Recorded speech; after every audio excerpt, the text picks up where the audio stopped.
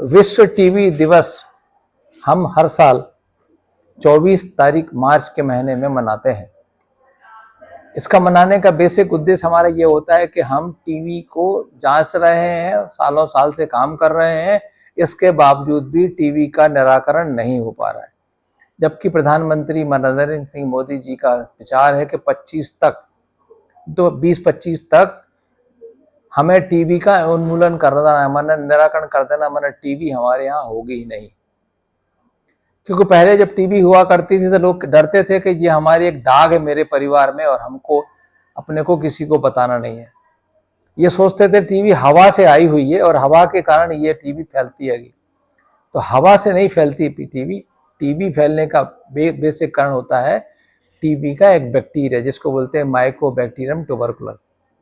इस टीबी का बीमारी को अक्सर लोग कहते हैं खांसी है ऐसे ठीक हो जाएगी, या पहले सैनिटोरियम में या पहाड़ों के ऊपर उनको अलग शुद्ध हवा में रख देते तो टीबी ठीक हो जाया करती थी। नेहरू जी की जो पत्नी थी कमला नेहरू भी टीबी से ग्रस्त थी। उस समय स्ट्रेप्टोमाइसिन हमको विदेशों से मंगाया जाया करता था और उनको स्ट्रेप्टोमाइसिन लगती थी तब टीबी ठीक होती थी। लेकिन आज की तारीख में 5 दवाइयों का एक किट आ रहा है जो हर आदमी को उपलब्ध होता है, फ्री होता है।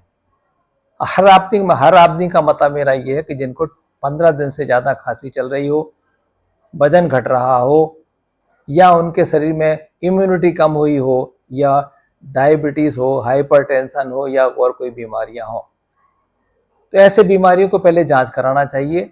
और जिनको लगातार 15 दिन से खांसी ऊपर आ रही है तो उनको अपने चिकित्सक से सलाह लेना चाहिए कि हमें अपने खखार में कहीं खून तो नहीं आ रहा है, वजन कम तो नहीं हो रहा है, शाम को पसीना बहुत आ रहा है कि नहीं आ रहा है, या सिर में बहुत पसीना आ रहा है और खाने की इच्छा नहीं होती, भूख नहीं लगती है और शरीर का वजन रेगुलरली धीरे धीरे घटता जाता है।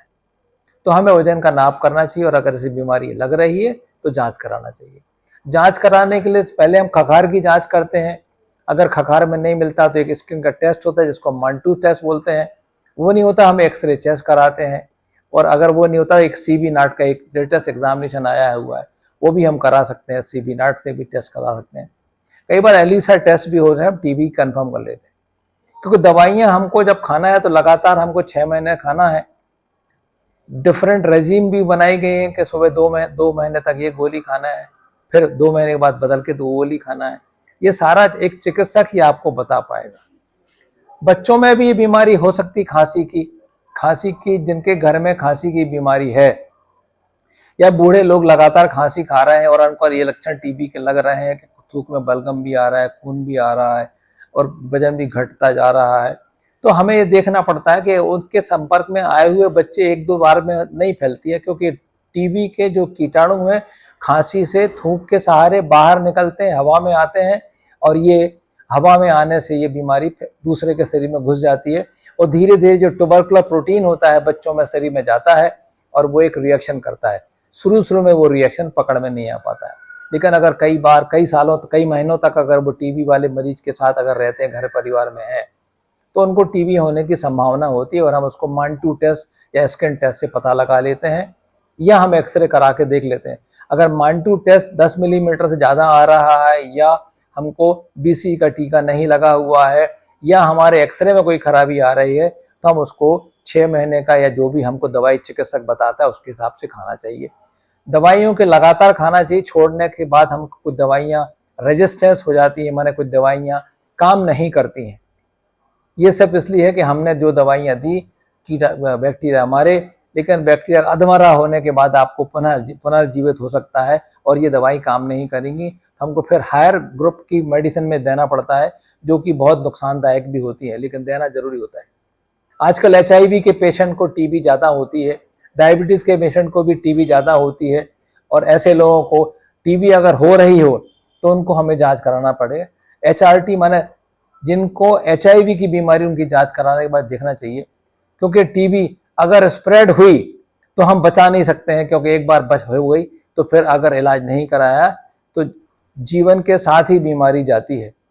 सभी लोगों को मेरा सलाह ये है, इस विश्व स्वास्थ्य दिवस में, विश्व जो टीबी दिवस मनाया जा रहा है, उसे मोदी ने जो आह्वान किया कि 2025 तक हमें टीबी मुक्त भारत बनाना है, उसमें आप सहयोग दें, चिकित्सक सलाह लें। और दवाइयाँ आपको मुफ्त मिलती है, हर जगह मिलती है, हर जिला अस्पताल में मिलती है। और अगर आप नहीं आ सकते हैं तो टीबी के डॉट प्रोवाइडर जिसको बनते हैं वो आपके घर में आपको दवाइयाँ पहुँचाएंगे। लेकिन ज़रूरत यह है कि आपको खुद अलर्ट रहना है कि मेरे 5-6 महीने दवाई खाई कि नहीं खाई, और थूक की जांच बार बार कराना है कि हमारा थूक में जो कीटाणु निकल रहे हैं वो ठीक हो गए नहीं हो गए। एक में एक फ़ायदा और है, जिनको कोढ़ की बीमारी होती है, जिसको हम लेप्रोसी बोलते हैं, ये दवाइयाँ लेप्रोसी में भी काम करती हैं। और साथ साथ जिनको लेप्रोसी है, कोढ़ की बीमारी है, तो टीबी के साथ कुष्ठ रोग भी ठीक हो जाता है। ज़रूरत है आपके सहयोग की। हम आपसे अपेक्षा करते हैं कि ये मैसेज सबको फैलाएं। धन्यवाद, धन्यवाद, धन्यवाद।